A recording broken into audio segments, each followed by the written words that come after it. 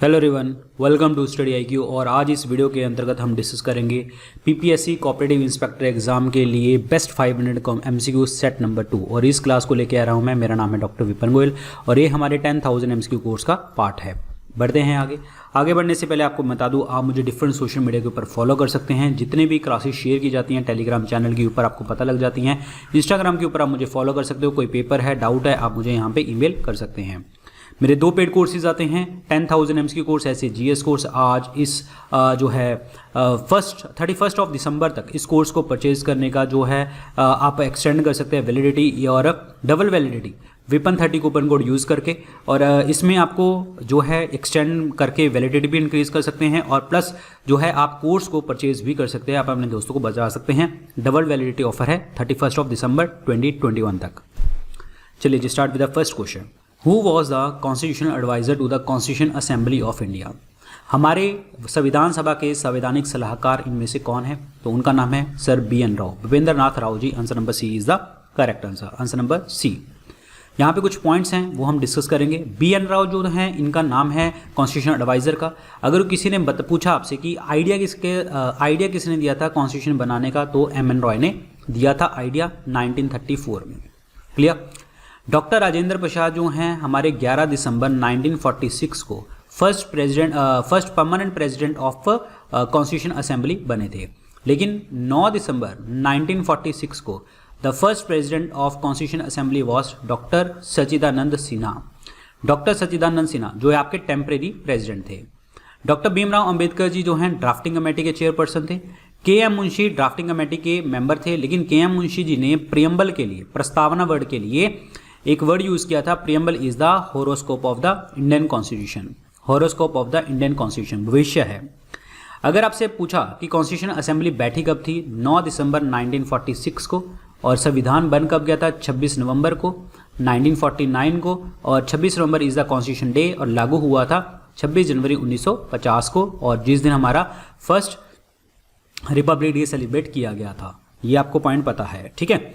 अब बात करते हैं कि कॉन्स्टिट्यूशन असेंबली के अंतर्गत जो पहला पर्सन जिसने एड्रेस किया था वो थे JB कृपलानी, आचार्य JB कृपलानी, जो फर्स्ट पर्सन थे जिन्होंने कॉन्स्टिट्यूशन असेंबली को एड्रेस किया था। This is very important point, clear. और जो है HC मुखर्जी और T कृष्णमाचार्य, ये जो हैं आपके दोनों वाइस प्रेसिडेंट रहे हैं कॉन्स्टिट्यूशन असेंबली के। Very very important point. So ये आपको सारे पॉइंट्स याद होने चाहिए।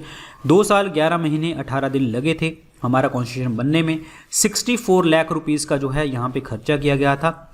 जो फ्रंट पेज है आपका कॉन्स्टिट्यूशन का, वो बंगाली पेंटर, जो रिनॉन बंगाली पेंटर हैं नंदालाल बोस जी, उन्होंने जो है इसको डिज़ाइन किया था। The front cover, clear. और जो आपके प्रियम्बल है, प्रस्तावना है, उसको डेकोरेट किसने किया था, और उनका नाम है डेट इज राम मनोहर सिन्हा। तो इन्होंने डिजाइन किया था। सो आंसर इसमें C is the correct answer. C sir BN Rao is the right one. अगला क्वेश्चन देखिए जी क्या कहता है। अच्छा, अगर आपसे पूछा कि अगर संविधान के बारे में पूछ लिया कि जो ओरिजिनल संविधान है हमारा, ओरिजिनल कॉन्स्टिट्यूशन है, उसको हैंड रिटन किसने किया था, कैलीग्राफ किसने किया था, जिसने लिखा था, that is Prem Bihari Narayan Raizada. Prem Bihari Narayan Raizada. So this is important. Answer C is the correct one. Scheduled banks have to be registered with. जो स्केड्यूल्ड बैंक होते हैं, अनुसूचित बैंक होते हैं, वो किसके द्वारा रजिस्टर्ड होते हैं? अनुसूचित बैंक जो होते हैं आपके RBI के एक्ट जो है आपका 1934 का, उसके अंतर्गत आते हैं। वो सेकंड स्केड्यूल में आते हैं। और स्केड्यूल बैंक के पास जो है मिनिमम पेड अप कैपिटल, यानी कि मिनिमम मार्केट में जो शेयर किसी ने परचेज किए होने चाहिए, मिनिमम पेड अप कैपिटल जो होती है वो आपकी मिनिमम पेड अप कैपिटल होती है जो है 5 lakh rupees. Minimum 5 lakh rupees जो है आपके पेड अप कैपिटल होनी चाहिए। अदरवाइज इनके अलावा सारे नॉन स्केड्यूल बैंक आएंगे। So schedule bank is registered with RBI। Answer number B is the correct answer. RBI को हम सेंट्रल बैंक ऑफ इंडिया भी कहते हैं। RBI को हम apex bank of the country कहा जाता है, बैंकर्स बैंक कहा जाता है, bank to the government of India कहा जाता है। फॉरेन एक्सचेंज रिजर्व जो है हमारा इसके पास पड़ा होता है।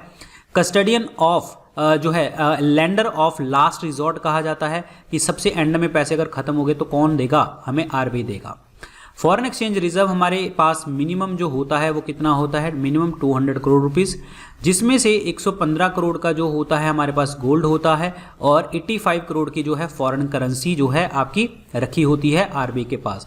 और इस फॉरेन करेंसी में यूएस का डॉलर होगा, यूके का पाउंड होगा, पाउंड स्टर्लिंग, यूरोपियन यूनियन का यूरो होगा, जापान का येन होगा, ठीक है, 4 ये हो गए, और US dollar, European union euro, UK का पाउंड स्टर्लिंग, और जो है जापान का yen, and one more is China का युआन और रेनमिनबी, और last SDR special drawing right paper gold जिसे कहते हैं, आईएमएफ की करेंसी, ये आपके रिजर्व में आती है। SEBI is the security exchange board of India, जो बना था 1988 में और स्टैट्यूटरी पावर्स मिली थी 1992 में। और सेबी जो है स्टॉक मार्केट को हैंडल करता है, सेकेंडरी मार्केट को और कैपिटल मार्केट को हैंडल करता है। फाइनेंस मिनिस्ट्री की बात करते हैं तो ये फिजिकल पॉलिसी जो होती है, राजकोषीय नीति, वो फाइनेंस मिनिस्ट्री बनाती है। एसबीआई इज द सबसे बड़ा commercial bank, largest commercial bank होता है। Answer number B is the correct answer, RBI. So this is very important point, clear.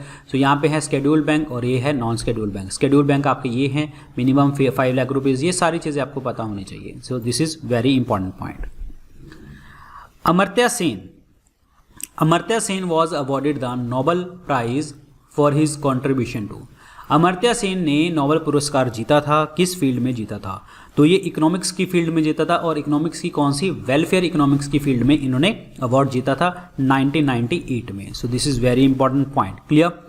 Nobel पुरस्कार जो होते हैं, जैसे कि इकोनॉमिक्स का हो गया, ठीक है, इकोनॉमिक्स के लिए हो गया, मेडिसिन हो गया, और प्लस आपका फिजिक्स, केमिस्ट्री और लिटरेचर के लिए, ये 5 अवार्ड जो दिए जाते हैं स्टॉकहोम स्वीडन में दिए जाते हैं। और एक होता है आपका that is Nobel peace prize, जो आपका नॉर्वे ओस्लो में दिया जाता है, क्लियर, याद रखना। नॉर्वे को हम बोलते हैं the land of midnight sun, land of midnight sun, और जापान को बोला जाता है the land of rising sun, याद रखना। Answer number B is the correct answer. Welfare economics is the right one, welfare economics. The massacre of the crowd at Jallianwala Bagh at Amritsar took place on. Jallianwala Bagh जो हत्याकांड हुआ था अमृतसर में, तो कौन सी डेट को देखने को आपको मिला था। So this was on the 13th of April 1919, 13 अप्रैल 1919 को ये देखने को आपको मिला था। इस दिन क्या हुआ था, एक्चुअली इससे पहले जो है रॉलेट एक्ट लगा हुआ था, रॉलेट एक्ट, ठीक है, रॉलेट एक्ट लगा था 1919 में, जिसमें 4 लोग अगर ग्रुप में खड़े हैं तो ऑब्वियसली बात है, 4 लोग अगर ग्रुप में खड़े हैं तो ऑब्वियसली बात है सेक्शन 144 लग गया। और उसमें अगर बोला गया कि हम किसी को भी, नो वकील, नो दलील, नो अपील, मतलब 4 लोग खड़े हैं, हम बिना सोचे समझे जेल में डालेंगे और 2 साल की उसको सजा मिलेगी, 2 years की। और इसके चलते चलते सभी इंडिया में हड़तालें चली, और ऐसी हड़ताल पंजाब में भी चली, जिसमें 2 लोग थे, डॉक्टर सत्यापाल और सैफुद्दीन किचलू। ये 2 लोगों को पकड़ा गया हड़ताल में, ये आगे थे। जब इन लोगों को पकड़ा गया तो इन लोगों को छुड़वाने के लिए अमृतसर के अंदर जो है जलियांवाला बाग के अंदर जो है ये मीटिंग हुई थी, और उसके बाद जनरल डायर ने गोली चलाने का आदेश दे दिया और गोलियां चली। तो ये इवेंट देखने को मिला 13 अप्रैल 1919 को। बट एक चीज़ ध्यान रखना, पेपर में जब पूछा जाता है कि ये क्यों इकट्ठे हुए थे, तो आपका आंसर होगा इन 2 लोगों को छुड़वाने के लिए।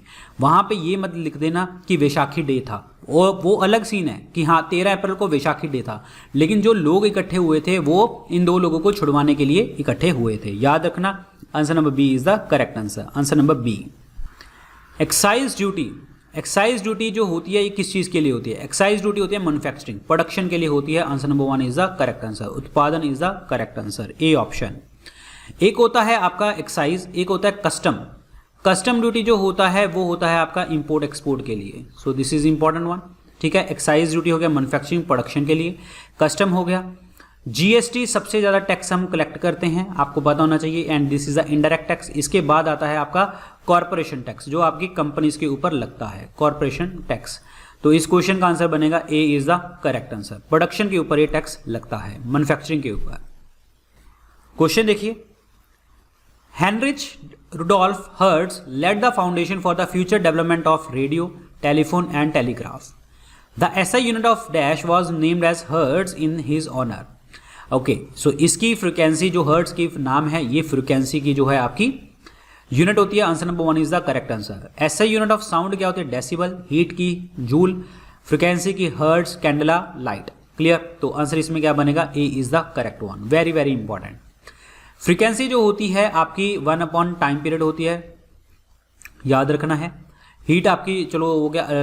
लाइट की स्पीड कितनी होती है? 3 × 10⁸ मीटर पर सेकेंड, या फिर आप डाल सकते हैं पेपर में 3 × 10⁵ किलोमीटर पर सेकेंड, दोनों में से कोई भी आ सकता है। साउंड को ट्रेवल करने के लिए एक मीडियम की जरूरत होती है, और वो मीडियम कोई भी हो सकता है, solid, liquid, gases. That's why sound को हम कहते हैं mechanical wave. Sound is a mechanical longitudinal wave, actually longitudinal wave. This is very important. सबसे ज्यादा साउंड ट्रेवल करेगी सॉलिड में, देन लिक्विड, देन गैसेज में। Answer number 1 is the correct answer.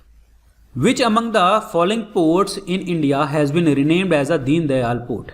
Deendayal port जो है किसके नाम पे देखने को आपको मिला? Deendayal port, that is Kandla port. Answer number D is the correct answer, D option. Kandla जो है गुजरात में देखने को आपको मिलता है, और that is also the tidal port. This is also the tidal port. This is very very important point. Clear? Answer number D is the correct one. Answer number D. Cochin की अगर हम बात करते हैं, कोचीन केरल की अगर हम बात करते हैं, तो यहाँ पे कोची पोर्ट देखने को आपको मिलता है, ठीक है, और कोची पोर्ट देखने को मिलता है। और यहाँ पे जो लिखा है मुरमुगाओ, ये है आपका गोवा में, वेस्टर्न कोस्ट के ऊपर है ये, ठीक है। तूतीकोरिन अगर हम बात करते हैं तो ये आपका पड़ता है तमिलनाडु में, तमिलनाडु में। This is important one. Answer number D is the correct answer. So Kandla port named as Deendayal port. कौन से साल में जो आरबीआई है इस्टेब्लिश किया गया था? आरबीआई इस्टेब्लिश हुआ था 1 अप्रैल 1935 को, अकॉर्डिंग टू द जो है government of India act 1934। Answer number C is the correct answer. RBI को बनाने में एक कमीशन आया था, हिल्टन यंग कमीशन। इसकी रिकमेंडेशन से जो है आपका आरबीआई बना है। दैट इज द 1926 में आया था, बट इतना ईयर नहीं पूछेगा, हिल्टन यंग पूछा जा सकता है। पहले आरबीआई के हेडक्वार्टर कोलकाता थे, बट 1937 में इसके हेडक्वार्टर हमने मुंबई में शिफ्ट कर दिए थे। आंसर नंबर सी। आरबीआई का जो हेडक्वार्टर, चलो वो तो बता दिया मैंने। आरबीआई का जो लोगो है ये क्या है? Tiger. So this is tiger. और पीछे जो पेड़ है ये क्या है? पाम ट्री, जिसे हम क्या कहते हैं? ताड़ का पेड़। This is important one. So यहाँ पे देखिए जी, ये 35 वाला हो गया, मुंबई हो गया, ठीक है, एंड दैट्स इट। ये गलत लिखा हुआ है, ये मतलब करो, ठीक है। ये वाले वर्ड जो भी करंट में आपके गवर्नर होंगे वो आपको लिख लेने हैं। So this is wrong. So Mumbai is the main headquarter. अगला देखिए। ओके, एक क्वेश्चन और बताता हूँ आपको यहाँ पे आरबीआई के ऊपर। आरबीआई को नेशनलाइज कब किया गया था? 1 जनवरी 1949 को आरबीआई राष्ट्रीयकृत हुआ था, नेशनलाइज हुआ था। When the things are under the control of government of India, जब गवर्नमेंट ऑफ इंडिया के अंदर आ जाती हैं चीजें, उसको हम नेशनलाइज कहा जाता है। इनमें ऐसा कौन सा पार्ट है कॉन्स्टिट्यूशन का जो डील करता है सिटीजनशिप के लिए? भारत की नागरिकता के लिए कौन सा पार्ट है?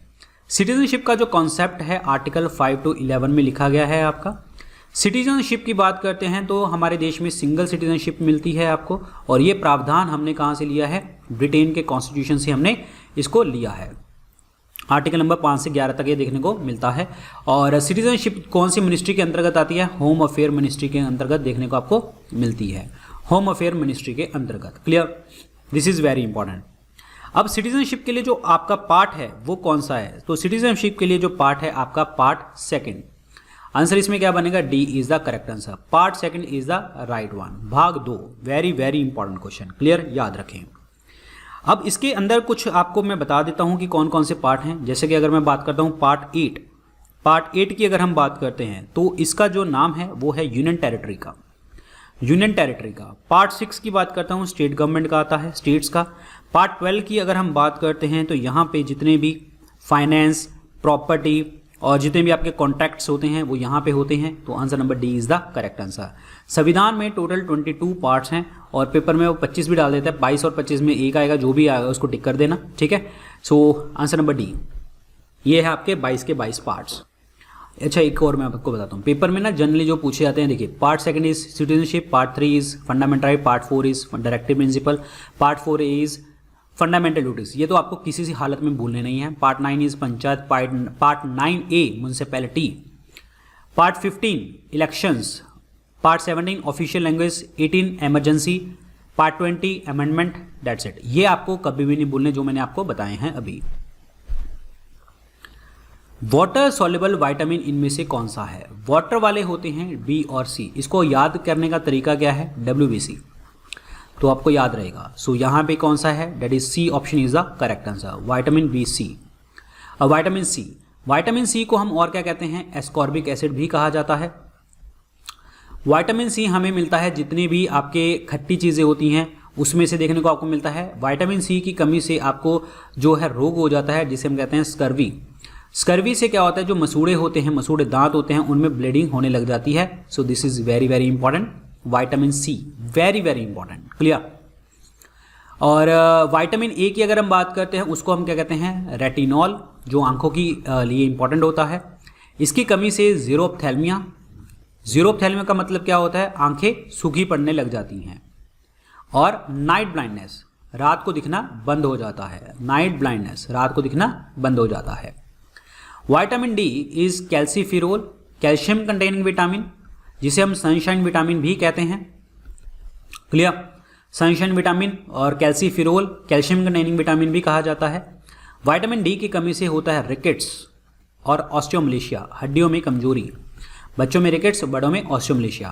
विटामिन के इज फाइलोक्विनोन, और विटामिन के से अगर हम बात करते हैं इसकी कमी से हो जाता है ब्लड क्लॉटिंग नहीं होता, रक्त का थक्का नहीं जमता। समझ आया? Answer number C is the correct answer, vitamin C is the right one.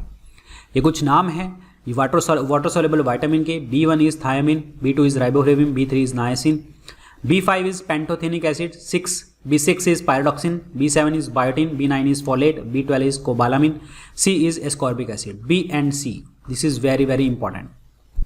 Which of the following nutrients stores maximum energy पर ग्राम? सबसे पर ग्राम में एनर्जी सबसे ज़्यादा किसके पास होती है? रफेज की बात करें, ये रफेज हमारे खाने में जैसे सैलेड वगैरह होता है वो रफेज का काम करता है, बट इसमें कोई एनर्जी नहीं होती, बट ये वाटर को स्टोर करके रखता है, पानी को स्टोर करके रखता है। फैट्स की बात करते हैं तो 1 ग्राम फैट से हमें मिलती है 9.3 कैलोरी एनर्जी मिलती है। विटामिन की बात करते हैं, विटामिन जो है फंक ने ये वर्ड दिया था हमें, फंक ने, ठीक है। विटामिन मैंने आपको बता दिए हैं। प्रोटीन बने होते हैं अमीनो एसिड के। प्रोटीन में आपके कॉन्स्टिट्यूएंट होते हैं कार्बन, हाइड्रोजन, ऑक्सीजन और nitrogen. Nitrogen is the essential part for the protein, very very important. और प्रोटीन की कमी से हो जाता है प्रोटीन एनर्जी मैलन्यूट्रिशन, जिसमें आपके 2 रोग क्वाशियरकर और मरासमस होते हैं प्रोटीन की कमी से। Answer number B is the correct answer, fats is the right one. 9 calorie देखिए जी यहाँ पे, अदरवाइज फैट जो होती है वो 9.3 दे देते हैं, ठीक है, 9.3, और कार्बोहाइड्रेट 4.2 और प्रोटीन जो होते हैं 5.65 के आसपास, ये आपको पता होना चाहिए। According to the article 361 of the constitution of India, a criminal proceeding can not be instituted in a court against dash during his term of office. अनुच्छेद 361 के अकॉर्डिंग जो है उनके कार्यकाल के दौरान एक भी आपराधिक कार्यवाही स्थापित नहीं की जा सकती। किसके अगेंस्ट की बात चल रही है ये? तो ये चलती है गवर्नर, ये क्वेश्चन गवर्नर के अगेंस्ट। गवर्नर भी हो सकता है ये प्रेसिडेंट भी हो सकते हैं कि हम इनके अगेंस्ट जो हैं इनके ऑफिस में जब इनका कार्यकाल चल रहा होता है तो क्रिमिनल प्रोसीडिंग्स नहीं कर सकते। Answer number D is the correct answer, answer number D. अच्छा एक चीज और बताता हूं, गवर्नर की जो जो पार्डन पावर होती है आर्टिकल 161 में होती है, और प्रेसिडेंट की पार्डन पावर होती है 72 में, याद रखना है। Vice president is the ex officio chairman of Rajya Sabha. Prime minister Lok Sabha से भी हो सकता है, राज्यसभा से भी हो सकता है, लेकिन तब तक हो सकता है जब तक इसने लोकसभा के अंदर जो हमारा मंत्री परिषद है उसके पास कॉन्फिडेंस है। कॉन्फिडेंस का मतलब अगर उनके पास मेजोरिटी है, मेजोरिटी का मतलब यही होता है 50% + 1। समझ आया? Answer number D is the correct answer, governor. Do और डाई, करो या मरो, is associated with which of the following movement in Indian freedom struggle. करो या मरो का जो नारा दिया था वो किस में दिया गया था? ये गांधी जी ने जो है नारा दिया था जब क्विट इंडिया मूवमेंट लॉन्च हुई थी। Answer number D. 8 अगस्त 1942 को जो है ये भारत छोड़ो आंदोलन स्टार्ट हो गया था। जब क्रिप्स मिशन भारत में आया था 1942 में, उसके बाद ये स्टार्ट हुआ था। क्रिप्स मिशन के लिए गांधी जी ने वर्ड यूज किया था post dated cheque on A crumbling bank, post dated cheque, clear, ये ध्यान रखना। Answer number D, quit India movement. और ये जो भारत छोड़ो आंदोलन था ये एक वायलेंट मूवमेंट थी, हिंसाजनक मूवमेंट बन गई थी। ये लीडरलेस मूवमेंट थी, इसका कोई भी लीडर नहीं था। अगर वहां पे ऑप्शन लीडरलेस नहीं आता तो आपको महात्मा गांधी टिक करना है, याद रखना, ठीक है। और उसके बाद आ जाओ खिलाफत मूवमेंट। खिलाफत मूवमेंट 1919 में by the Ali brothers, Mohammad Ali and Shaukat Ali, इन्होंने स्टार्ट किया था। एक्चुअली जो टर्की के सुल्तान थे जिनका नाम था, जिनको एक टाइटल होता था खलीफा का टाइटल होता था, ठीक है। तो जो खलीफा का टाइटल होता था उनको सीट से हटा दिया गया था टर्की के सुल्तान को। उसके बाद जो है इन अली ब्रदर्स ने मूवमेंट स्टार्ट करी थी। नॉन कॉपरेशन मूवमेंट की अगर हम बात करते हैं तो 1 अगस्त 1920 को जो है लॉन्च करी गई थी और इसी दिन जो है बाल गंगाधर तिलक जी की डेथ हो गई थी, सेम डे के ऊपर। Non cooperation movement Gandhi ji ने लॉन्च करी थी और ये पहली मास बेस्ड मूवमेंट थी इंडिया के अंतर्गत, जिसमें गांधी जी ने बोला था कि 1 साल में हम आज़ादी लेंगे, लेकिन 1 साल में आज़ादी नहीं मिली और लोगों का जो विश्वास भी थोड़ा सा डगमगाने लगा था। और 5 फरवरी 1922 को जो है आपका चोरी हत्याकांड जो है हो गया, चोरी चोरा हत्याकांड देखने को आपको मिला और जिसमें 22 पुलिसमैन को जिंदा जला दिया गया, 22 पुलिसमैन को गोरखपुर जिले के अंतर्गत यूपी में। डांडी मार्च जो स्टार्ट होती है ये स्टार्ट हुई आपकी डांडी मार्च स्टार्ट होती है 12 मार्च 1930 से लेके 6 अप्रैल 1930 तक जो है ये आपकी डांडी मार्च चलती है, जिसे हम और क्या कहते हैं, सिविल डिसोबीडियंस मूवमेंट कहा जाता है। गांधी जी के साथ टोटल 78 + 1 यानी कि 79 लोग थे, 79 people were there in the Dandi march. Salt Satyagraha के नाम से भी इनको जानते हैं, ठीक है, और सॉल्ट सत्याग्रह के नाम से भी हम जानते हैं। और 240 माइल्स का रास्ता इन्होंने कवर किया था और 385 जो है किलोमीटर का रास्ता था, 24 दिनों में इन्होंने कवर किया था, 24 डेज में कवर किया था। Answer number D is the correct answer, quit India movement. चलिए जी नेक्स्ट क्वेश्चन की तरफ।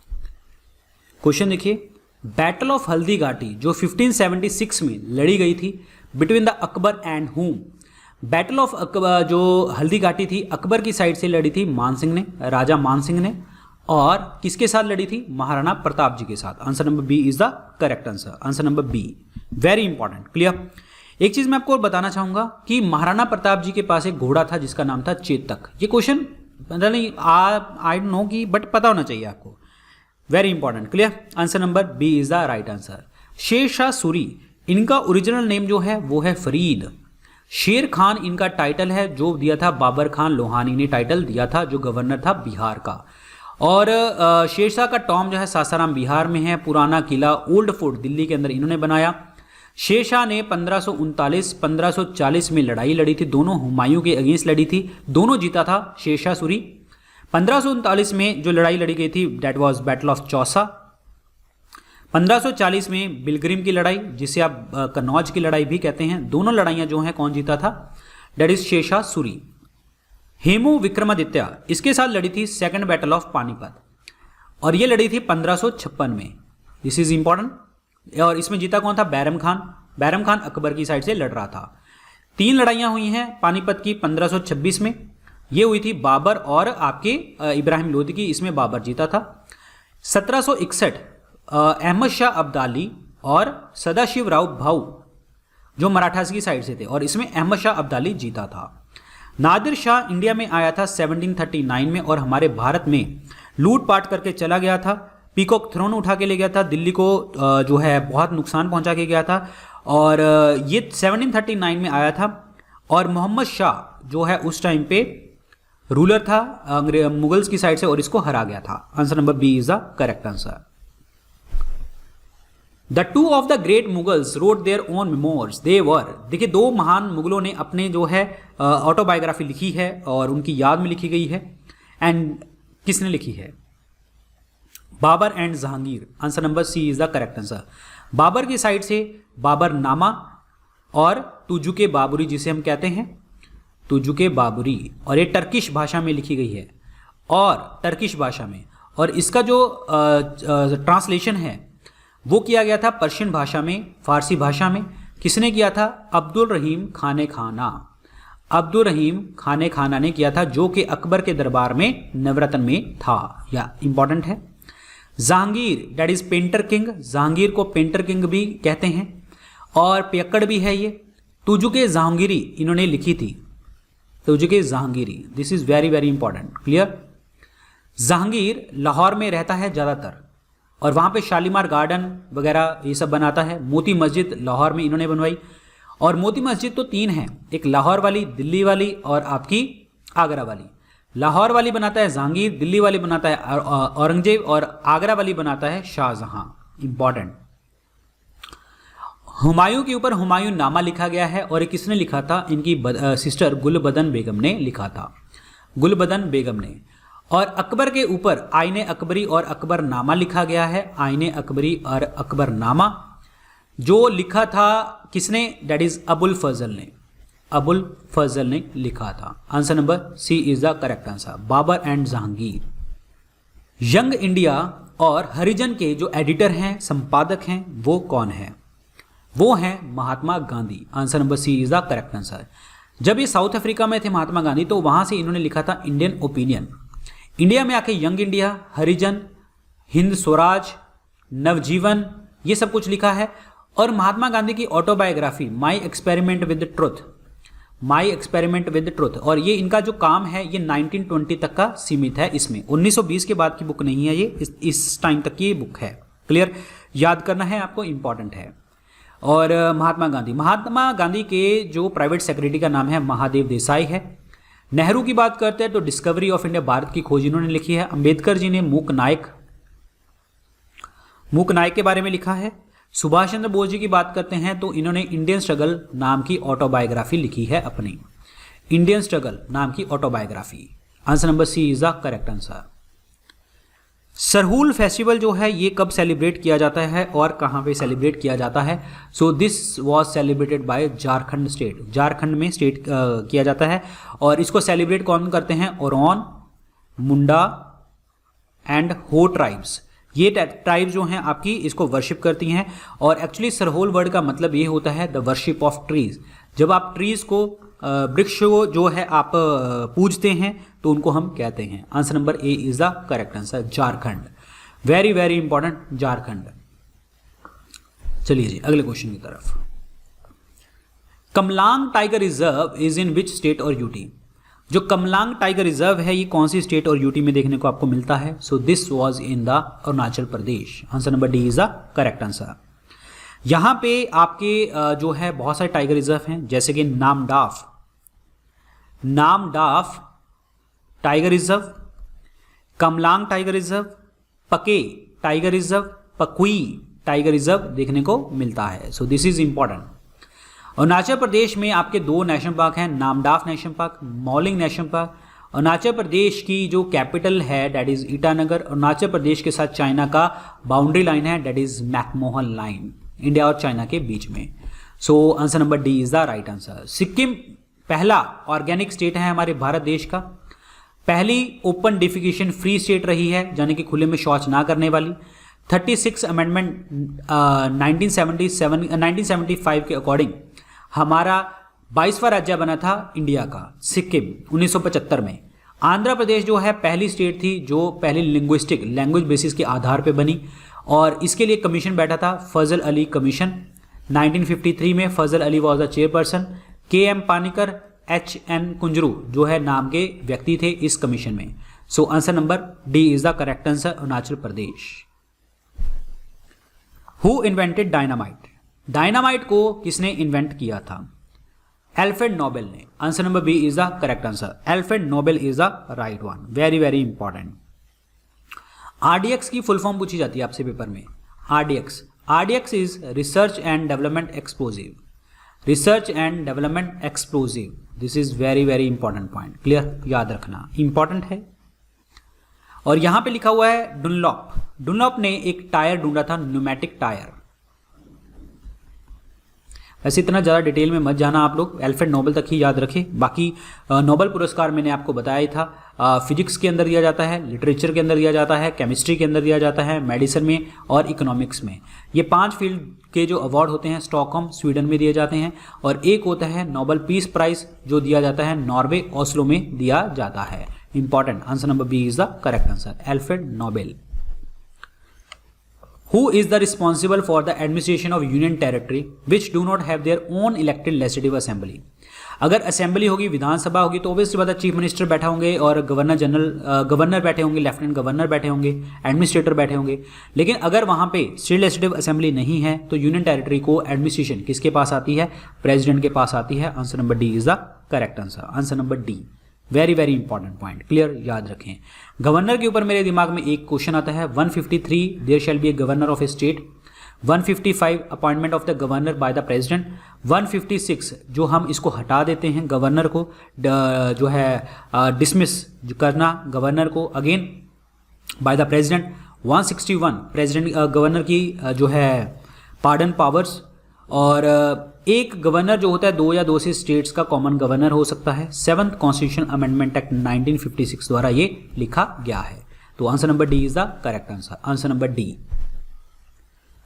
Glaucoma is a disease of, जो ग्लूकोमा है ये किस चीज की डिजीज है? ये है आंखों की। Glaucoma is a disease of eyes. ये एक ऐसी डिजीज है जब आंखों के ऊपर प्रेशर पड़ता है और माइग्रेन की सिचुएशन बनती है, हाई ब्लड प्रेशर का जो है आपका पार्ट बनता है, क्लियर, और ऑप्टिक नर्व जो होती है डैमेज होने लग जाती है। Answer number D is the correct answer, eyes. Eyes के लिए मैंने आपको बताया था विटामिन ई की जरूरत होती है जो कि रेटिनॉल है। आइज की स्टडी को हम क्या कहते हैं? ऑप्थेल्मोलॉजी। ऑप्थेल्मोलॉजी याद रखें। लीवर्स की स्टडी को हेपेटोलॉजी। लीवर में हेपेटाइटिस, जॉन्डिस, ये प्रॉब्लम्स देखने को आपको मिलती हैं। Liver is the largest organ of the body, सबसे बड़ा ऑर्गन है। जो ग्लाइकोजन द रिजर्व एनर्जी यहाँ पे स्टोर होती है। यूरिया यहाँ पे बनता है हमारी बॉडी में। यूरिया का फॉर्मूला होता है NH2CONH2, जिसमें 46% जो होती है नाइट्रोजन का कंटेंट देखने को मिलता है। यूरिया पहला ऑर्गेनिक कंपाउंड था जो हमारे इंडिया लेबोरेटरी के अंदर बनाया गया था। लीवर में 2 प्रोटीन होते हैं, हेपरिन प्रोटीन और फाइब्रिनोजन प्रोटीन, जो कि आपके लीवर में बनाए जाते हैं। फाइब्रिनोजन प्रोटीन जो होता है ये ब्लड क्लॉटिंग में आपको मदद करता है। हेपरिन प्रोटीन जो है ब्लड क्लॉटिंग में, रक्त का थक्का जमने में मदद नहीं करता। लंग्स की बात करते हैं। लंग्स की आउटर लेयर को हम क्या कहते हैं? प्लूरल मेम्ब्रेन कहा जाता है, क्लियर, प्लूरल मेम्ब्रेन। स्किन की अगर हम बात करते हैं, skin is the largest organ of the body. Skin की स्टडी को हम क्या कहते हैं? डर्मेटोलॉजी। याद रखिए, इंपॉर्टेंट क्वेश्चन है। और लंग्स की जो गैसियस एक्सचेंज होता है ऑक्सीजन और कार्बन डाइऑक्साइड का, वो लंग्स के अंदर होता है, फेफड़ों के अंदर, और कहाँ पे? एल्वोलाई में, वायु कोश में देखने को आपको मिलता है। Answer number D is the correct answer, eyes.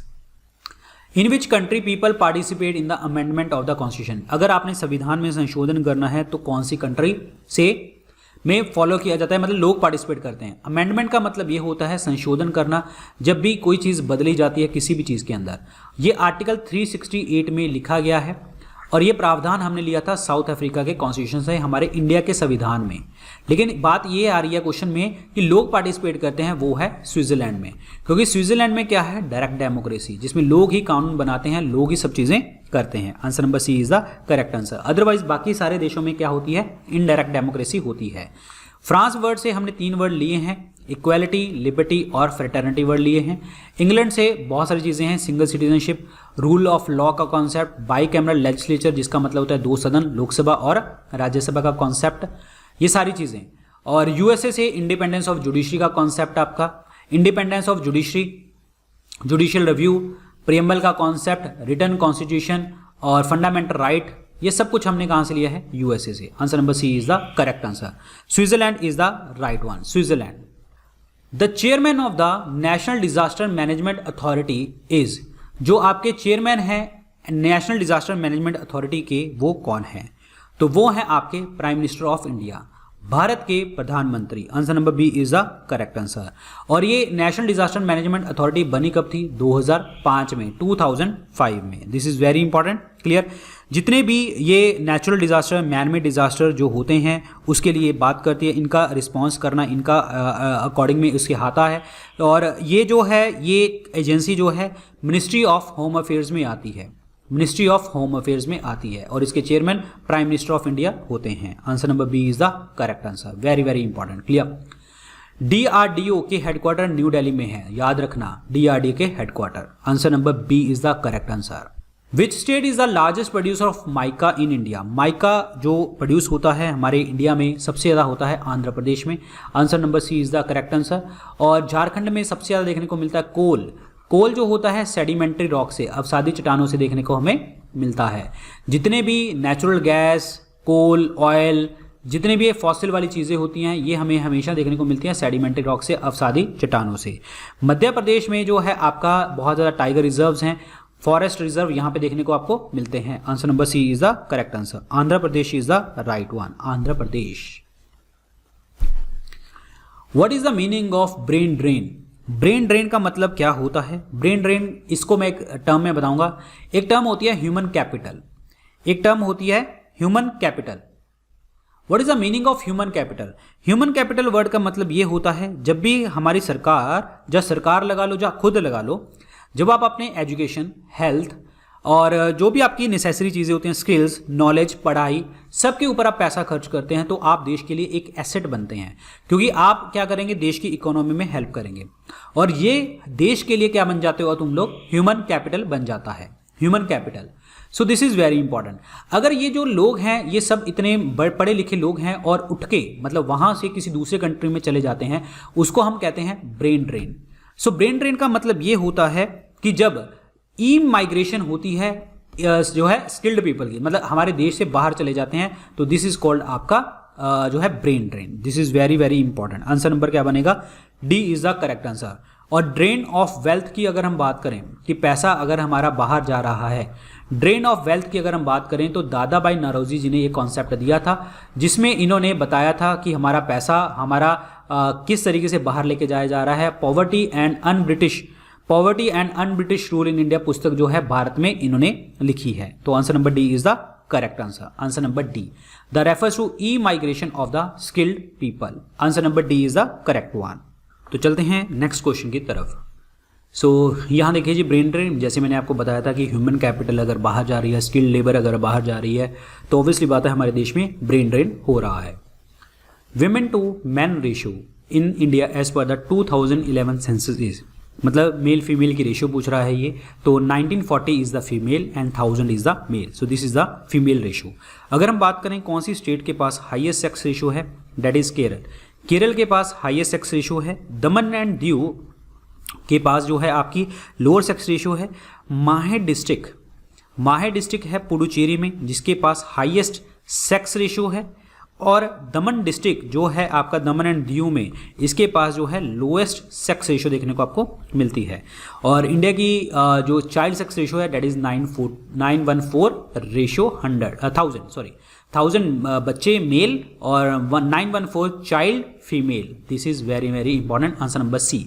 2001 से 2011 तक जो आपकी पॉपुलेशन का ग्रोथ हुआ है दैट इज 17.64% देखने को आपको मिला है। Answer number C is the correct answer. Answer number C. World's only floating national park is situated in, सबसे जो तैरता हुआ नेशनल पार्क है, राष्ट्रीय उद्यान है, ये कहाँ पे है? So this is in the Manipur. Answer number A is the correct answer. Manipur में उस फ्लोटिंग नेशनल पार्क का जो नाम है that is Keibul Lamjao, KEIBUL, Keibul Lamjao national park. This is very very important point. Clear? Keibul Lamjao. अब अगर हम बात करें तो this is a floating national park first of all Manipur के अंतर्गत, और ये कौन सी लेक के ऊपर है? लोकतक लेक के ऊपर। लोकतक लेक को कंफ्यूज नहीं करना आपको लोनार लेक के साथ। लोनार लेक जो है आपकी महाराष्ट्र में है and that is a meteoritic lake, जो उल्का पिंड द्वारा बनाई गई ये एक लेक है। Answer number A is the correct answer. और महाराष्ट्र के नाम से मेरे दिमाग में क्वेश्चन आता है, लावनी जो है इनका डांस फॉर्म देखने को हमें मिलता है। Very very important. And Manipur की जो कैपिटल है वो है इम्फाल। एंड इम्फाल कुआलालंपुर की अगर हम बात करते हैं तो ये कैपिटल है मलेशिया की, और इसकी जो करेंसी है that is ringgit. Ringgit is the currency. Very important. और बिलासपुर एक जो है छत्तीसगढ़ में एक जगह है, छत्तीसगढ़ के अंदर जो है कांगेर घाटी नेशनल पार्क है, इंद्रावती नेशनल पार्क देखने को मिलता है, गुरु घासीदास नेशनल पार्क देखने को मिलता है, जिसे हम संजय नेशनल पार्क के नाम से भी जानते हैं। Dispur is the capital of Assam, जहाँ पे आपका दिब्रू साइकोवा, ओरांग, काजीरंगा, मानस और Nameri, so these are the national parks in Assam. Answer number 1 is the correct answer, Manipur. So here is a Kebul Lamjao, the floating national park. Electronic city के नाम से किस सिटी को जाना जाता है? इलेक्ट्रॉनिक स्टेट के is of India is Bengaluru. Answer number B. Bengaluru is the electronic city, garden city of India भी बोला जाता है, सिलिकॉन वैली ऑफ इंडिया भी बोला जाता है। क्लियर। और आपका यहाँ पे स्पेस सिटी के नाम से भी जानते हैं, स्पेस सिटी के नाम से, ठीक है। साइंस सिटी के नाम से भी जाना जाता है, आईटी सिटी के नाम से भी जाना जाता है। गुरुग्राम की अगर मैं बात करता हूँ तो यहाँ पे आपका इसको मिलेनियम सिटी के नाम से जानते हैं। इंटरनेशनल सोलर अलायंस के जो हेडक्वार्टर गुरुग्राम में देखने को मिलते हैं, तो दिस इज़ वेरी इंपॉर्टेंट। और सलेम तमिलनाडु की अगर हम बात करें तो इसको स्टील सिटी के नाम से भी हम जानते हैं। Answer number B is the correct answer. और Jaipur is the pink city Jaipur, pink city. Answer number B is the correct answer, Bengaluru. Silicon valley of India. Grand old man of India किस freedom struggler के नाम से जाना जाता है? दादाभाई नौरोजी। इनको grand old man of India भी कहते हैं। और इन्होंने पुस्तक लिखी थी poverty and un British rule in India, पुस्तक लिखी थी, सबको पता है।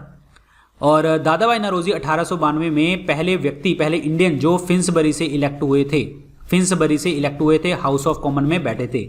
दादाभाई नौरोजी का पेपर जो है वो है रस्तगुफ्तार। दादाभाई नौरोजी जो है इन्होंने स्वराज वर्ड को यूज़ किया था पहली बार इंडियन नेशनल कांग्रेस के 1906 के सेशन में, और कलकत्ता सेशन था वो। दादाभाई नौरोजी जो हैं दादाभाई नौरोजी की प्राइवेट सेक्रेटरी का जो नाम था, उनका नाम था मैडम बीकाजी कामा। मैडम बीकाजी कामा जो हैं ये mother of revolutionary in India कहते हैं। सरदार राणा के साथ मिलके जो हैं ये बाहर से इंडिया में पैम्फलेट जो है बेचते थे। और पहली बार जो तिरंगा लहराया गया था जो है वो मैडम बीकाजी कामा ने लहराया था इंटरनेशनल सोशलिस्ट कॉन्फ्रेंस में। This is very very important. Stuttgart के अंदर जो आपका वो तिरंगा लहराया गया था वो स्टटगर्ट जर्मनी के अंदर जो है लहराया गया था, स्टटगर्ट जर्मनी में। ध्यान रखना, इंपॉर्टेंट क्वेश्चन है। बाल गंगाधर तिलक ने बोला था Swaraj is my birth right and I shall have it. इन्होंने होम रूल लीग स्टार्ट करी थी, महाराष्ट्र में हेडक्वार्टर बनाए थे पुणे। 1916 में जो है ये बनाई गई थी लीग। बाल गंगाधर तिलक जो 2 बार मांडले जेल गए हैं, याद रखना। लाला लाजपत राय अनहैप्पी इंडिया नाम की पुस्तक इन्होंने लिखी है। लाला लाजपत राय को लाठी चार्ज किया गया था जब साइमन कमीशन भारत में आया था और विरोध कर रहे थे हम, साइमन गो बैक के नारे लगा रहे थे, तो लाठी चार्ज किया गया था लाला लाजपत राय के ऊपर और डेथ हो गई थी। और पंजाब केसरी के नाम से इनको जाना जाता है। मौलाना अबुल कलाम आज़ाद जो हैं यंगेस्ट प्रेसिडेंट हैं आपके INC के। सबसे लॉन्गेस्ट लंबा समय टेन्योर किसका रहा है? मौलाना अबुल कलाम आज़ाद जी का रहा है। और मौलाना अबुल कलाम आज़ाद जी जो हैं हमारे भारत देश के फर्स्ट एजुकेशन मिनिस्टर रहे हैं आज़ाद भारत के। और 11 नवंबर को इनकी बर्थ एनिवर्सरी होती है और इसीलिए 11 नवंबर को हम नेशनल एजुकेशन डे भी कहते हैं। Answer number 1 is the correct answer. The grand old man of India is Dadabhai Naoroji. Very very important question. ये सारी चीज़ें हम ऑलरेडी डिस्कस कर चुके हैं। चलते हैं अगले क्वेश्चन की तरफ। क्वेश्चन है द इंटायर लिविंग सेल जो है जिसके अंदर साइटोप्लाज्म और न्यूक्लियस होता है उसको हम क्या कहते हैं? तो उसको हम क्या कहते हैं? प्रोटोप्लाज्म। प्रोटोप्लाज्म जो होता है इसे हम कहते हैं living part of the cell भी कहा जाता है। Living part of the cell, जितना भी सेल के अंदर फ्लूइड होता है, द होल फ्लूइड, सारा का सारा जो फ्लूइड होता है वो आपका क्या होता है? That is protoplasm. जिसमें अगर सेल में प्लाज्मा हो तो साइटोप्लाज्म, अगर न्यूक्लियस की बात हो तो न्यूक्लियोप्लाज्म उसको हम कहते हैं। So this is very important. Cell membrane होती है, सेल के बाहर जो मेम्ब्रेन होती है that is called cell membrane. और सेल मेम्ब्रेन किसकी बनी होती है? फॉस्फोलिपिड्स की, फॉस्फोलिपिड्स की बनी होती है, याद रखना। लाइजोसोम की अगर हम बात करें इनको हम suicidal bag of the cell भी कहते हैं, suicidal bag of the cell. Clear. और इंट्रासेलुलर डाइजेशन ये करते हैं, intracellular digestion, very very important. Mitochondria DNA बने होते हैं। माइटोकॉन्ड्रिया को respiratory site of the cell भी कहते हैं, power house of the cell भी कहते हैं। एटीपी मॉलिक्यूल यहाँ पे बनते हैं, एडेनोसिन ट्राइफॉस्फेट, जिसे हम energy currency of the cell भी कहा जाता है। तो answer number B is the correct answer, protoplasm. Very very important. जो कैगा प्लांट है ये इलेक्ट्रिसिटी देता है, ये क्या है? कैगा एक्चुअली जो है ये क्या है? What is Kaiga? This is a nuclear power reactor है। Answer number C is the correct answer. Answer number C, Kaiga. So Kaiga जो है आपका कहाँ पे है? That is in the Karnataka में। इसके अलावा जो इंपॉर्टेंट है वो मैं आपको बता देता हूँ। काकरापार गुजरात में देखने को मिलता है। कलपक्कम जिसे आप मद्रास एटॉमिक पावर स्टेशन कहते हैं वो तमिलनाडु में है। नरोरा जो एटॉमिक पावर स्टेशन है ये है आपका यूपी में। और एक है कैगा, आपको बता ही दिया। Rajasthan atomic power station Rajasthan में। तारापुर पावर स्टेशन जो है आपका तारापुर वो है आपका महाराष्ट्र में, ठीक है। और एक है कुंदाकुलम, कुंदाकुलम। सो कुंदाकुलम जो है आपका पावर स्टेशन है, न्यूक्लियर पावर स्टेशन है, that is in the Tamil Nadu. तो इस क्वेश्चन का जो आंसर बनेगा वो बनेगा C, that is nuclear power reactor is the correct answer. Nuclear power reactor. कौन से दिवस को जो है हम इंटरनेशनल योगा दिवस के नाम से सेलिब्रेट करते हैं? इंटरनेशनल योगा दिवस ये होता है 21 जून को। 21 जून को 21st of June is the correct answer. और इसी दिन 21 जून को ही हमारे नदन हेमिस्फीयर में, उत्तरी गोलार्ध में होता है समर सॉल्स्टिस। समर सॉल्स्टिस का मतलब क्या होता है? जब सन की किरणें जो होती हैं सीधी की सीधी ट्रॉपिक ऑफ कैंसर के ऊपर पड़ रही होती हैं, सीधी की सीधी ट्रॉपिक ऑफ कैंसर के ऊपर, ठीक है, जिसमें आपकी सबसे ज़्यादा रोशनी यहाँ पे रहती है, हीटिंग बहुत ज़्यादा रहती है। सो डे जो का टाइम होता है वो लेंदी होता है और नाइट का जो टाइम होता है वो होता है आपका शॉर्ट। और इस दिन आपका हॉटेस्ट डे होता है, दिन का टाइम बहुत ज़्यादा गर्म होता है और नाइट जो होती है वो ठंडी होती है, कोल्ड होती है। समझ आया? मतलब कंपैरेटिव हॉटेस्ट डे होता है, ये तो पता है, ठीक है। Answer number 1 is the correct answer. 21st of June is the right one. Multi dimensional poverty index जो है ये किसकी रिपोर्ट होती है? मल्टी डायमेंशनल पॉवर्टी इंडेक्स जो रिपोर्ट होती है वो है यूएनडीपी की। यूएनडीपी के हेडक्वार्टर कहाँ पे हैं? न्यूयॉर्क में। मल्टी डायमेंशनल पॉवर्टी इंडेक्स के अलावा UNDP, HDI human development index, gender inequality index, ये भी कौन देता है? आपका यूएनडीपी। आईएमएफ जो होता है ये वर्ल्ड इकोनॉमिक आउटलुक की रिपोर्ट देते हैं हमें, वर्ल्ड इकोनॉमिक आउटलुक। यूनिसेफ के हेडक्वार्टर न्यूयॉर्क में। United nation international children's emergency fund के बारे में। वर्ल्ड बैंक की बात करते हैं, आईबीआरडी और उनके एसोसिएट्स को हम बोलते हैं क्या? वर्ल्ड बैंक बोला जाता है। वर्ल्ड बैंक अपने मेंबर कंट्रीज को लॉन्ग टर्म के लिए पैसा देता है और आईएमएफ शॉर्ट टर्म के लिए पैसा देता है। आईएमएफ और वर्ल्ड बैंक के जो हेडक्वार्टर हैं वो वॉशिंगटन में ही हैं। Answer number C is the correct answer, that is UNDP is the right one. Bardoli Satyagraha जो 1928 में हुआ था उसके लीडर कौन थे? बारदोली सत्याग्रह क्रॉप के ऊपर टैक्सेशन ज़्यादा लिया जा रहा था, इसके लिए सरदार वल्लभ भाई पटेल जी जो है आगे बन के खड़े हुए थे और इन्होंने नेतृत्व किया था इसका। यहाँ पे सरदार टाइटल इनको मिला था। सरदार टाइटल जो है गांव की महिलाओं ने, the women of the Bardoli ने दिया था। अगर वहाँ पे सरदार विमेन वर्ड नहीं आता तो महात्मा गांधी आएगा, क्योंकि दूसरी बार महात्मा गांधी जी ने इनको सरदार वर्ड यूज़ किया था। सरदार वल्लभ भाई पटेल जो हैं इनको आयरन मैन ऑफ इंडिया भी कहा जाता है, इनको बिस्मार्क ऑफ इंडिया भी कहते हैं। सरदार वल्लभ भाई पटेल 1931 का कराची का सेशन था जहां पे फंडामेंटल राइट को जो है ड्राफ्ट किया गया था। इस फंडामेंटल ड्राफ्ट को किसने किया था? जवाहरलाल नेहरू जी ने। और सरदार वल्लभ भाई पटेल कराची सेशन के जो है चेयरपर्सन थे। वल्लभ भाई पटेल जी ने फंडामेंटल राइट की जो कमेटी थी उसके अध्यक्ष भी थे जब हमारा संविधान बन रहा था। महात्मा गांधी कॉन्स्टिट्यूशन असेंबली का हिस्सा नहीं थे और महादेव देसाई जो हैं ये प्राइवेट सेक्रेटरी थे महात्मा गांधी जी के। Answer number 1 is the correct answer. Answer number 1। Who invented penicillin? Penicillin को इन्वेंट किसने किया था? So penicillin was invented by Alexander Fleming. Answer number 1 is the correct answer. Answer number 1 very very important, clear, याद रखें। और जो है penicillin को जो है फंगस से निकाला गया था, दैट इज पेनिसिलियम नोटेटम से निकाला गया था, फंगस से निकाला गया था। फंगस की स्टडी को हम क्या कहते हैं? माइकोलॉजी। और कौन सा फंगस आप खा सकते हो? मशरूम। याद रखना, इंपॉर्टेंट क्वेश्चन है ये। लुईस पास्चर की अगर हम बात करते हैं तो लुईस पास्चर ने हमें फिनोमिना बताया था, रेबीज की वैक्सीन ढूंढी थी। रेबीज अगर किसी डॉग को हो रखी हो और अगर आपको काट ले तो आपको भी रेबीज हो जाती है और जिससे आपको पानी से डर लगने लग जाता है और रेबीज को हम हाइड्रोफोबिया के नाम से भी जानते हैं। लुईस पास्चर ने पास्चराइजेशन ऑफ मिल्क का कॉन्सेप्ट भी हमें बताया था, जिसमें दूध को ऐसे टेम्परेचर के ऊपर गर्म कर दो जिसमें सारे बैक्टीरिया खत्म हो जाएं, जैसे 62.8 डिग्री फॉर 30 मिनट, फिर 71.7 degree centigrade for 15 second. Clear, याद रखें। एडवर्ड जीनर जो हैं इन्होंने स्मॉल पॉक्स की बीमारी को हमारे वर्ल्ड से इरेडिकेट कर दिया था। फादर ऑफ वैक्सीनेशन या इम्यूनाइजेशन इन इंडिया कहा जाता है इनको, father of immunisation. Answer number 1 is the correct answer. Alexander Fleming, penicillin. Indian navy हम किस दिन सेलिब्रेट करते हैं? इंडियन नेवी डे हम सेलिब्रेट करते हैं कब? That is in the December 4 को। Answer number C is the correct answer. और हम दिसंबर 7 को जो सेलिब्रेट करते हैं international civil aviation day, civil aviation day celebrate किया जाता है यहाँ पे। और सिविल एविएशन की बात करें, ICAO international civil aviation organisation के हेडक्वार्टर कहाँ पे हैं? मॉन्ट्रियल, कनाडा के अंदर इसके हेडक्वार्टर देखने को हमें मिलते हैं। अक्टूबर 8 की अगर हम बात करते हैं तो इसको हम क्या कहते हैं? Air force day, air force day. जनवरी 15 की बात करते हैं तो आर्मी डे, आर्मी डे के नाम से जाना जाता है। तो answer number C is the correct answer. December 4 is the right one. December 4। Wular lake जो है आपकी कौन सी स्टेट में देखने को मिलती है? So Wular lake is in the Jammu and Kashmir. Answer number C. ये फ्रेश वाटर लेक है हमारे जम्मू कश्मीर में, फ्रेश वाटर लेक। इसके अलावा डल लेक भी है यहाँ पे जम्मू कश्मीर में, ठीक है। शेषनाग लेक है और आपकी जो है मानसर लेक देखने को मिलती है। एक है लद्दाख। लद्दाख में आपको देखने को मिलता है Pyongyang lake, very important, clear, याद रखना।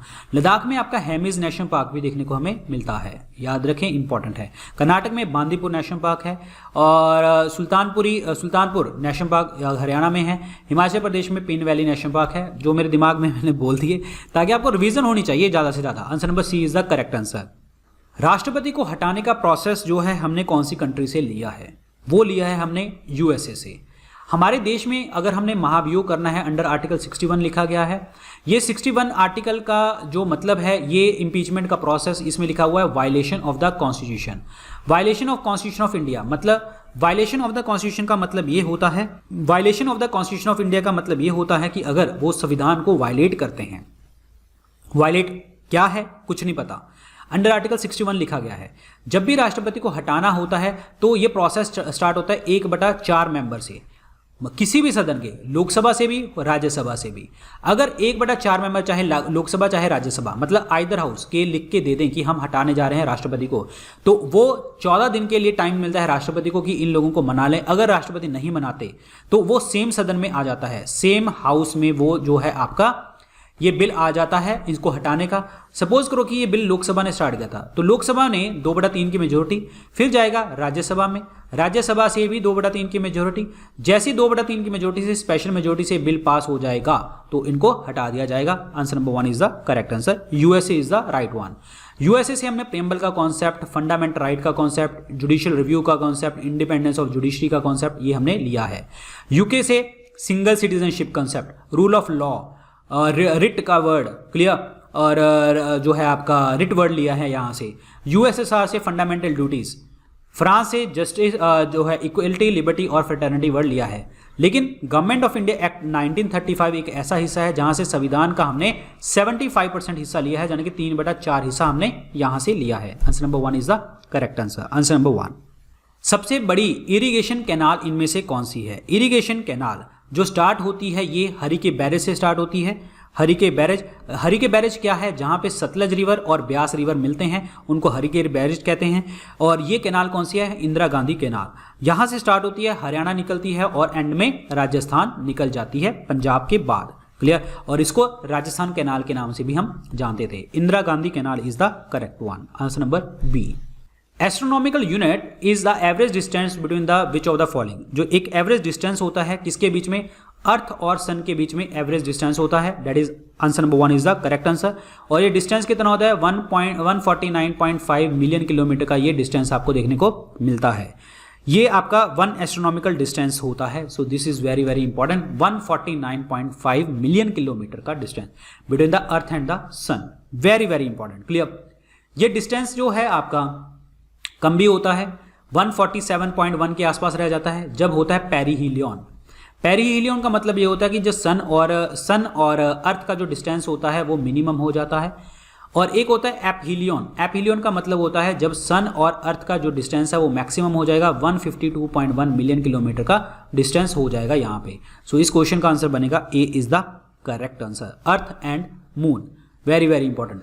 अर्थ और मून का जो डिस्टेंस, अर्थ और सन का ये हो गया। अर्थ एंड मून का जो डिस्टेंस होता है नॉर्मल, वो होता है आपका 3,84,000 किलोमीटर। बट अदरवाइज अगर एक होता है पेरीजी, जब अर्थ और मून नजदीक आ जाएं तो वो हो जाता है 3,64,000 किलोमीटर। एक होता है एपोजी, जब सन और अर्थ का डिस्टेंस दूर हो जाएगा 4,06,000 kilometre. So this is important one. Jupiter के पास सबसे बड़े जुपिटर की सबसे बड़ी सैटेलाइट है आपके पूरे सोलर सिस्टम की, दैट इज गैनीमीड। और अगर आपसे पूछा कि सबसे ज़्यादा सोलर सैटेलाइट्स किसके पास हैं? सैटर्न, शनि के पास, दैट इज 82। जुपिटर के पास 79 है। चलिए जी, light year is the unit of distance. 9.46 × 10⁻12 kilometre is the light year. और इसको हम ऐसे भी लिख सकते हैं 9.46 इंटू 10⁻15 मीटर, ये भी लिख सकते हैं। एस्ट्रोनॉमिकल डिस्टेंस मैंने आपको बता दिया। Parsec is also the unit of distance. Parsec 1 parsec is equal to 3.26 light year, ये आपको याद रखना है। ऐसा स्केल जहां पे हम अर्थक्वेक की इंटेंसिटी को मापते हैं उसको हम क्या कहते हैं? इंटेंसिटी को मापने के लिए देखिए, वैसे तो क्वेश्चन गलत है ये, अदरवाइज इंटेंसिटी मापी जाती है कहाँ से? मर्कली स्केल से, ठीक है। और जो रिक्टर स्केल होता है वो मापा जाता है वहां से मैग्नीट्यूड। पर यहाँ पे कोई और स्केल है ही नहीं है, तो हमें टिक करना पड़ेगा C, Richter scale is the correct answer. Richter scale, clear. एक टर्म होता है एपी सेंटर, जिसे ये वर्ड लिखा हुआ है एपी सेंटर। एपी सेंटर वो सरफेस होता है, पहले इसके लिए आपको पता होना चाहिए फोकस पता होना चाहिए, फोकस। जैसे कि ये धरती है, धरती के बीच में सेंटर में पॉइंट है जिसे हम कहते हैं फोकस और हाइपो सेंटर। ये वो पॉइंट होता है जहां से आपका अर्थक्वेक स्टार्ट होता है, रप्चर होना, टूटना स्टार्ट हो जाता है। और इसके ऊपर, तुरंत ऊपर होता है एपी सेंटर, जहां पे आपका सबसे ज्यादा इफेक्ट देखने को मिलता है, that is called epicentre, vertically above the surface of the focus. Answer number C is the correct answer, C option. Drafting committee के चेयरपर्सन कौन है इनमें से? तो ड्राफ्टिंग कमेटी के चेयरपर्सन थे Bhimrao Ambedkar ji, answer number D. Jawaharlal Nehru ji union constitution committee के, union power committee के। Doctor Rajendra Prasad permanent president of constitution assembly, national flag committee इनके हाथ में थी, क्लियर, ये याद रखना है आपको। जेबी कृपलानी जो हमारे देश के जो है लास्ट, अगर मैं बात करूं लास्ट जो है आपका जो आईएनसी का सेशन था उसके प्रेसिडेंट थे J B Kripalani. Answer number D is the correct answer, Bhimrao Ambedkar ji. और इसमें ये 7 लोग थे, Alladi Krishna Swami Ayyar, D P. Khaitan, Madhav Rao, K M. Munshi, Gopalaswami Ayyangar, K T. Karamchandracharya और मोहम्मद सदुल्ला। तो दीज वर द 8 मेंबर्स। ये कमेटी सर्कुलेट और बनी कब थी? आपकी 29 अगस्त 1947 को, और संविधान बन गया था 26 नवंबर 1949 को। दैट्स वाई 26 नवंबर को हम कहते हैं constitution day. World Buddhist property organisation, WIPO, world जो है Buddhist property organisation, world intellectual property organisation के हेडक्वार्टर वो हैं कहां पे? So this is in the Geneva. Answer number 4 is the correct answer, answer number 4। Very very important question, clear. New York मैंने आपको बता ही दिया, जैसे यूनाइटेड नेशन के हेडक्वार्टर हो गए, यूनिसेफ के हेडक्वार्टर हो गए और UNDP के हेडक्वार्टर हो गए, क्लियर, ये याद रखना। लंदन में एमनेस्टी इंटरनेशनल जो आपके ह्यूमन राइट्स के लिए काम करती है, और United nation human right council के तो आपके जिनेवा ही होते हैं। लंदन में कॉमनवेल्थ के हेडक्वार्टर हो गए, पेरिस में यूनेस्को के हेडक्वार्टर हो गए, यूनेस्को पेरिस, और OECD के भी headquarter, organisation of economic cooperation development के हेडक्वार्टर भी पेरिस। तो इसका answer D is the correct answer. WTO, world trade organisation, Geneva. World intellectual property organisation is Geneva. International labour organisation, Geneva, ठीक है। और so Geneva is the main. Goldilocks zone जो होता है ये कौन सा जोन होता है? ये अर्थ के अंदर, एटमॉस्फेयर के अंदर हमारा एक ऐसा जोन है जहां पे हम रह सकते हैं, जहां पे आपकी पानी होगा, वाटर होगा, टेम्परेचर कंडीशन वैसी की वैसी रहेंगी जो आपकी जीवित रहने के लिए होती हो। सो इसीलिए हम कहते हैं the area surrounding area which is in the process in the precise region to inhabit life, जीवन जीने के लिए आपका सटीक क्षेत्र, that is Goldilocks zone. Mars और जुपिटर के बीच में अगर देखा जाए तो वहां पे एस्ट्रॉयड बेल्ट देखने को आपको मिलती है, क्षुद्र ग्रह वाली, जहां पे आपके मिट्योर और म्यूटेराइट्स वो आगे टूट जाते हैं और वहां पे जल जाते हैं। अगर वो धरती के ऊपर आ जाएं तो वो मिट्योरेटिक लेक बन जाती है, जैसे कि इंडिया में बनी थी। लेक नहीं बनती, धरती के ऊपर आते हैं तो वो शावर करते हैं, नुकसानदायक भी होते हैं, और ऐसे ही हमारे इंडिया में भी गिरी थी meteoritic lake, that is the आपका Lonar lake. Answer number B is the correct answer, this is the Goldilocks zone. इनमें से कौन सा ऐसा फंडामेंटल राइट है जिन्हें हम कहते हैं heart and the soul of Indian constitution? वो कहा जाता है right to constitution remedies, article 32 को कहते हैं। किसने बोला था? भीमराव अंबेडकर जी ने ये वर्ड यूज किया था, heart and the soul of Indian constitution. क्यों किया था? क्योंकि राइट टू कॉन्स्टिट्यूशन रेमेडीज में रिट वर्ड लिखा गया है। रिट वर्ड हमने लिया है यूके के कॉन्स्टिट्यूशन से, जिसमें अगर हमारे फंडामेंटल राइट छीन लिए जाते हैं तो हम रिट जो है डाल सकते हैं आर्टिकल 32 के अकॉर्डिंग सुप्रीम कोर्ट में और 226 के अकॉर्डिंग आप हाई कोर्ट में, फंडामेंटल राइट के लिए। लेकिन एक होता है लीगल राइट के लिए भी आप रिट डालते हैं, तो लीगल राइट में सिर्फ आप हाई कोर्ट जा सकते हैं। इसीलिए हम कहते हैं रिट के मामले में जो शक्ति ज्यादा है वो हाई कोर्ट की ज्यादा है। राइट अगेंस्ट एक्सप्लॉयटेशन 19 से 22 नंबर तक आर्टिकल देखने को मिलते हैं। इक्वालिटी वाला आर्टिकल है 14 से 18 वाला। फ्रीडम वाला जो है आपका 19 से 22 नंबर तक आर्टिकल है। Answer number D is the correct answer. Article 32 is the heart and the soul of Indian constitution. Napoleon of India जो है ये क्या है? नेपोलियन ऑफ इंडिया किसे टाइटल दिया गया था? ये दिया गया था समुद्रगुप्त को। समुद्रगुप्त को कविराज का भी टाइटल है, नेपोलियन ऑफ इंडिया किसने बोला था? वी.ए. स्मिथ ने इनको बोला था। एक इनके ऊपर इंस्क्रिप्शन है हरिसेन की इंस्क्रिप्शन, हरिसेन, जिसे हम कहते हैं प्रयाग प्रशस्ति इंस्क्रिप्शन भी कहा जाता है, शिलालेख इंस्क्रिप्शन कहा जाता है, प्रयाग प्रशस्ति inscription. Clear. Allahabad pillar inscription भी इनको कहते हैं समुद्रगुप्त को। Answer number D is the correct answer. ये समुद्रगुप्त जो है ये बेटा है चंद्रगुप्त वन का और कुमारा देवी का बेटा है। और ये याद रखना, चंद्रगुप्त वन जो हैं, चंद्रगुप्त वन, इनको टाइटल था महाराज अधिराज का टाइटल था। इनको बोला जाता है real founder of Gupta empire. Otherwise Gupta empire के जो फाउंडर थे वो थे श्रीगुप्त, लेकिन रियल फाउंडर बोला जाता है चंद्रगुप्त वन को, याद रखना। चंद्रगुप्त की बात हमने डिस्कस कर ली है। कुमारगुप्त की बात करते हैं तो इन्होंने नालंदा यूनिवर्सिटी बनाई थी बिहार में, जो बुद्धिस्ट लिटरेचर के लिए इंपॉर्टेंट थी। नालंदा यूनिवर्सिटी को तोड़ा किसने था? कुमारगुप्त वन ने तोड़ा था, ये याद रखना है आपको, कुमारगुप्त वन ने। ठीक है। और अगर हम बात करते हैं स्कंदगुप्त की, तो स्कंदगुप्त की बात करें तो इनके पास टाइटल है विक्रमादित्य का, और इनको वैष्णवेट कहा जाता है, और बेटे हैं ये कुमारगुप्त के। और इन्होंने जो हुन्स अटैक आया था, अटैक करते थे इंडिया में, तो कुमारगुप्त ने जो है उसको स्कंदगुप्त ने उसको भगा दिया था। So this is very very important. Answer number D is the correct answer. Samudragupta is the right one, Samudragupta. तो चलिए जी नेक्स्ट क्वेश्चन की तरफ। Which plant cell organelle is essential for the protein synthesis. मैंने आपको बताया था कि प्रोटीन कैसे बनता है। डीएनए से बनता है हमेशा आरएनए, और आरएनए से बनता है आपका प्रोटीन। समझ आया? और इसके प्रोसेस होते हैं, डीएनए से आरएनए बनने के प्रोसेस को हम कहते हैं ट्रांसक्रिप्शन कहा जाता है। और आरएनए से जो आपका प्रोटीन बनता है, और इस प्रोसेस को हम क्या कहते हैं? ट्रांसलेशन कहा जाता है, translation. This is important one. ठीक है। अब बात यह है कि जहां तो आरएनए होना चाहिए, या फिर डीएनए से आरएनए बनना चाहिए। डीएनए जो होता है वो दो चीजों में देखने को मिलता है, एक तो क्लोरोप्लास्ट में, और एक आपका माइटोकॉन्ड्रिया में और न्यूक्लियस में, केंद्रक में। लेकिन ये जो प्रोसेस होता है डीएनए से आरएनए का बनने का, वो न्यूक्लियस में मेनली देखने को आपको मिलता है, जिसे हम कहते हैं control room of the cell. But यहाँ पे प्रोटीन की बात आ रही है, तो प्रोटीन बनता है आपका राइबोसोम में, क्योंकि इसके अंतर्गत होता है आरएनए, और ये प्रोटीन में हेल्प करते हैं। That's why ribosome is called protein factory of the cell. Chloroplast जैसे मैंने आपको बता दिया डीएनए होता है इसमें, और ये फोटोसिंथेसिस में आपको हेल्प करता है। गोल्जी बॉडीज की बात करते हैं तो this is also called transport for the cell.